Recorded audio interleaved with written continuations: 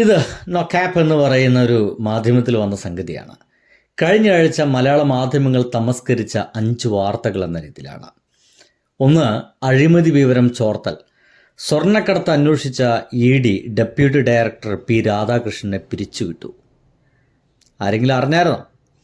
Karnataka bulldozer രാജിൻ്റെ ഇരകൾ കിടപ്പാടത്തിൽ വേണ്ടി സമരത്തിൽ വാക്കുപാലിക്കാതെ സർക്കാർ. വല്ലതും അറിഞ്ഞായിരുന്നോ? നീറ്റിൽ പ്രവേശനം നേടിയ 50-ൽ 42 മുസ്ലിം കുട്ടികൾ.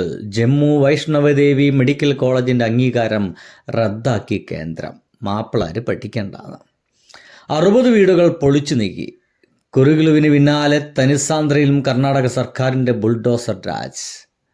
സ്വർണ്ണക്കൊള്ളയിലെ SIT അന്വേഷണം. അടിസ്ഥാനരഹിത വാർത്തകളിൽ മാധ്യമങ്ങൾക്ക് ഹൈക്കോടതിയുടെ രൂക്ഷ വിമർശനം.